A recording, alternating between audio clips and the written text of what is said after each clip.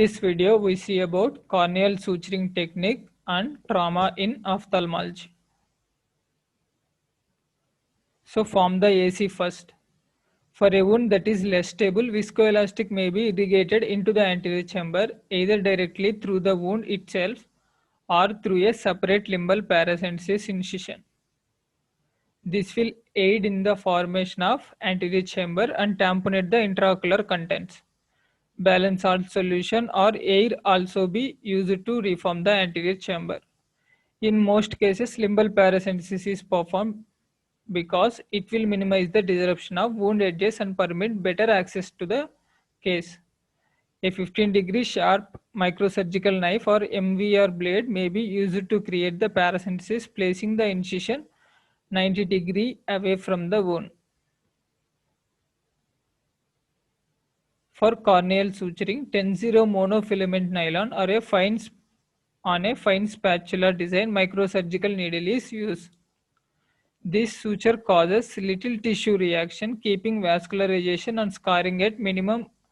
Even finer 11-0 nylon sutures may be used for laceration near or involving the visual axis. Number of options are available for suturing a corneal laceration. Tissue margins should oppose as precisely as possible while suturing.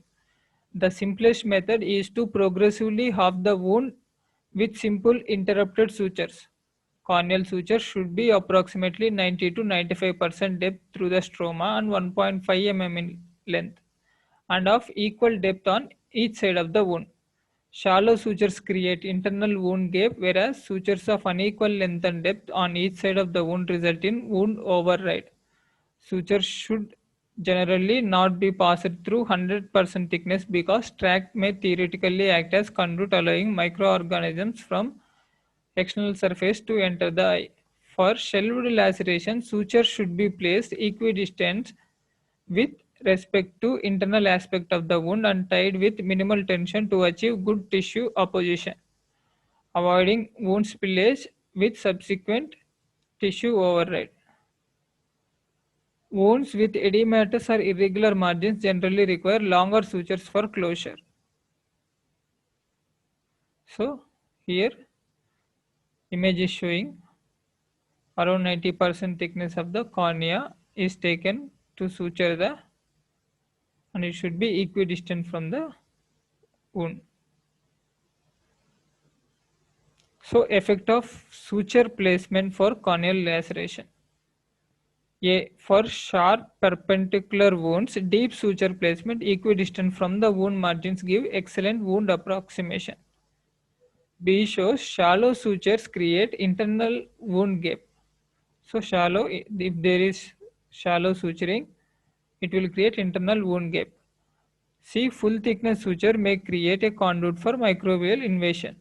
So microbial invasion. D, sutures of unequal depth create wound override. So if the depth is unequal, there will be wound override. E, sutures of, and F,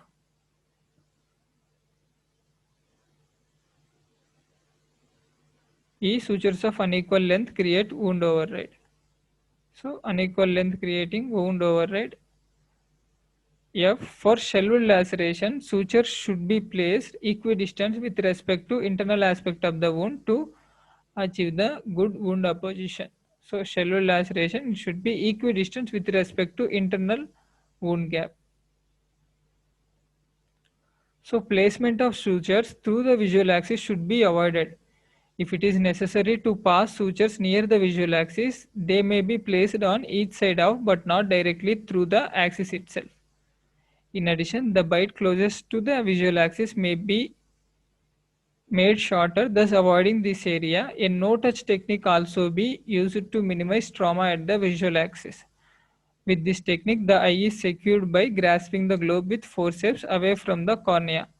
Suture needle end is then placed perpendicular to the corneal surface and needle is rotated through the corneal tissue following the needle curvature.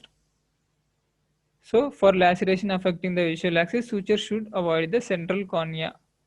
A, by placing them on either side of but not through the axis. B, by making the suture bites close to the visual axis or very short. With more complex laceration, good wound apposition with minimal distortion is the goal. An irregular wound is first subdivided into straight segment with interrupted sutures. Perpendicular areas of laceration should be sutured before beveled ones to achieve watertight closure with fewest number of the sutures.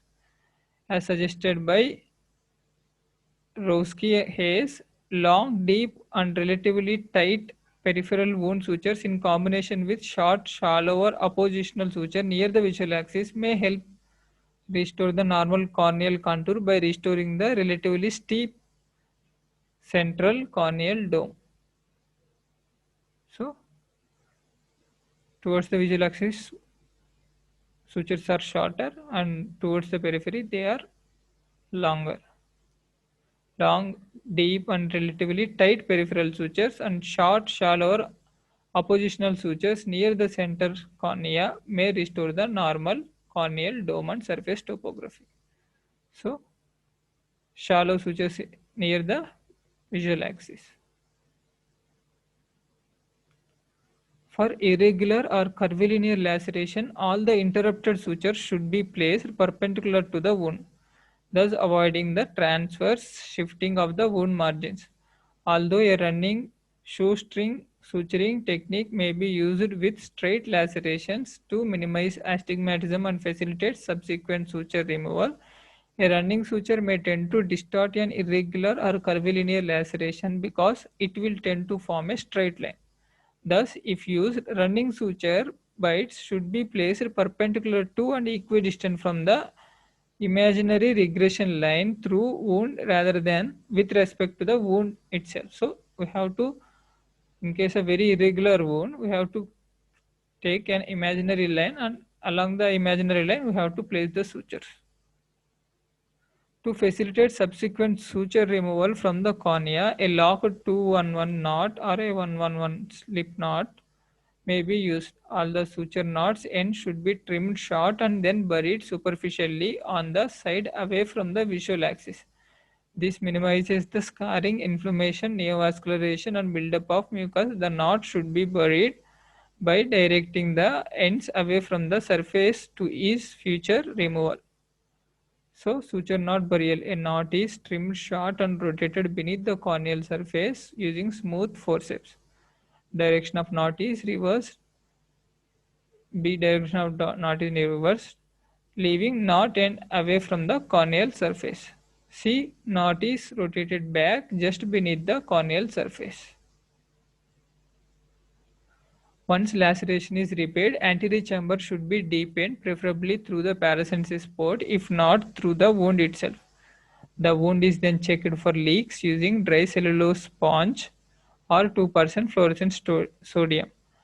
The paracent port is usually self-sealing. However, if it is leaking, stromal hydration using a cannula or closure with a single interrupted 10-0 nylon suture may be necessary. If an avulsed tissue pedicle is seen, it should be carefully replaced into the position and sutured into the place. Such avulsed tissue is best pulled into the place by angling suture towards the apex of the wound. So, stellate corneal laceration and partial tissue avulsions are often difficult to repair because it is difficult to obtain watertight closure.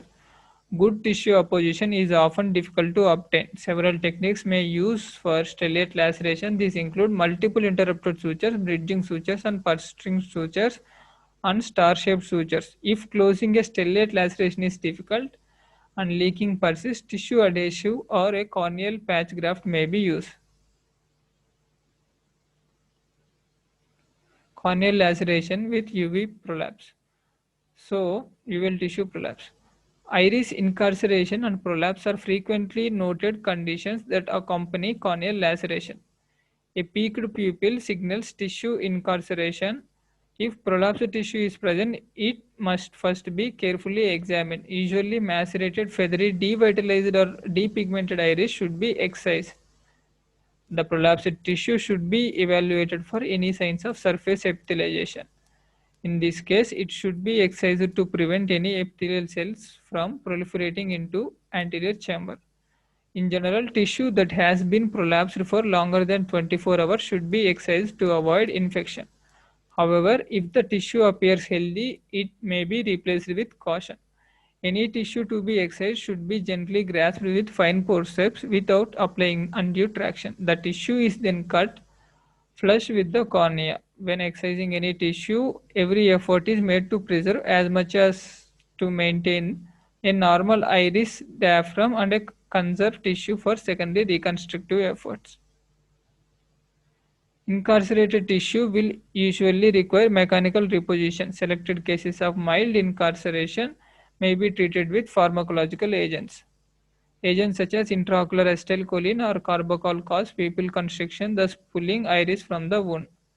If incarcerated iris is located in the central cornea, mydriatic agents like intraocular epinephrine 1 in 10,000 may be used. If mechanical reposition is required, simply deepening the anterior chamber may release the incarcerated tissue. Viscoelastics may be irrigated through the paracensis port or wound adjacent to the involved iris tissue in an attempt to draw incarcerated iris from wound.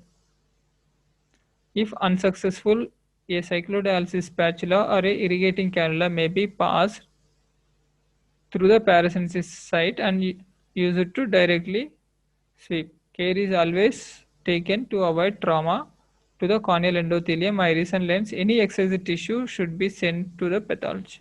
So here spatula to mechanically sweep incarcerated tissue from the wound, anterior chamber maintained with viscoelastic during the maneuver. Corneal laceration with lens or vitreous involvement. Perforating injuries may also have lens and vitreous involvement. Direct and indirect forces may damage the lens capsule causing cataract formation. And penetration or rupture of lens capsule often leads to lens opacification. Blunt trauma may result in globe distortion with equatorial expansion which cause capsular rupture or result in descent of zonules with consequent lens subluxation or dislocation. Vitreous may find its way around the lens into the anterior chamber when loss of zonules occur. Careful preoperative and intraoperative assessment will dictate whether lens removal is required at the time of primary repair. Removal of cataract lens rarely needs to be done in emergency settings. In particular, there are some situations in which lens removal in the acute setting is not recommended. For instance, a fibrinous anterior chamber reaction and pupillary membrane may occasionally masquerade as flocculent cataract or poor visualization secondary to edematous cornea may make intraocular surgery hazardous.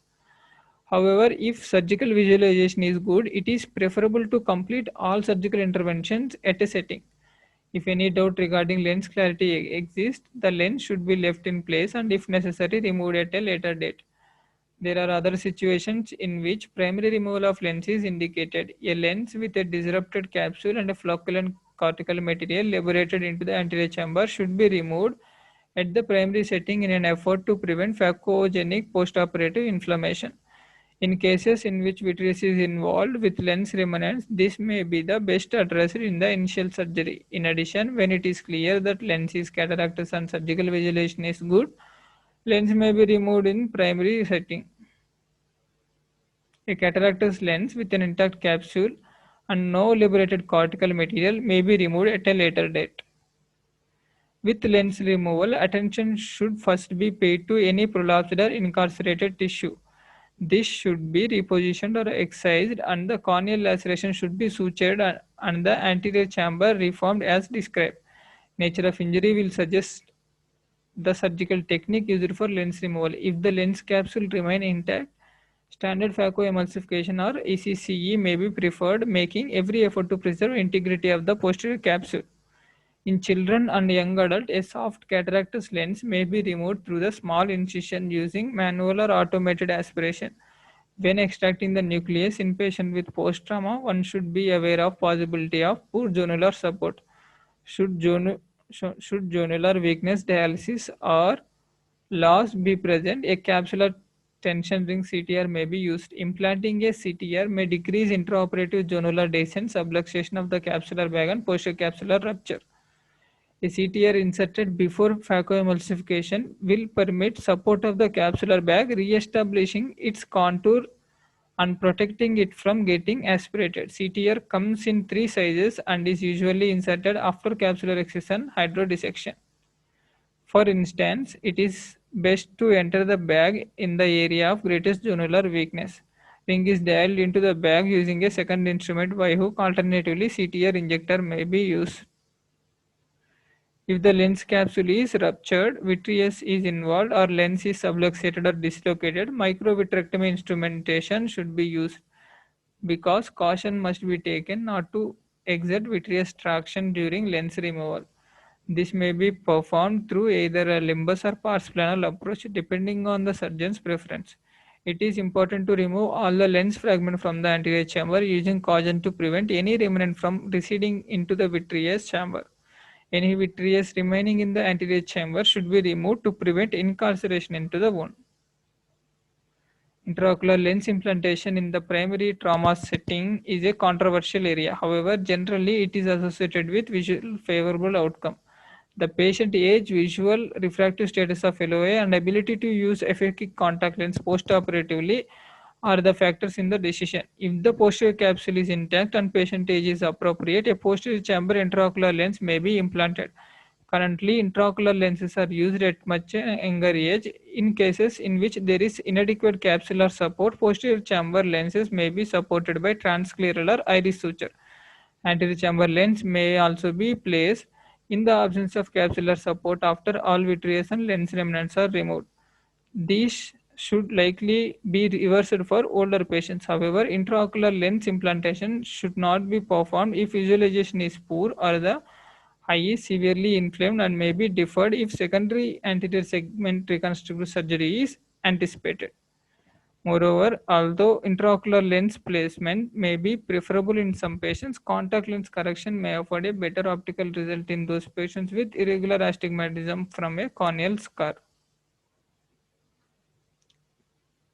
Next is scleral suturing. So scleral component of the laceration is then approached with gentle peritomy and then conjunctival separation only as necessary to expose the wound. Prolapsed vitreous is excised and prolapsed non-necrotic uvea and retina are reposited with a spatula or similar instrument.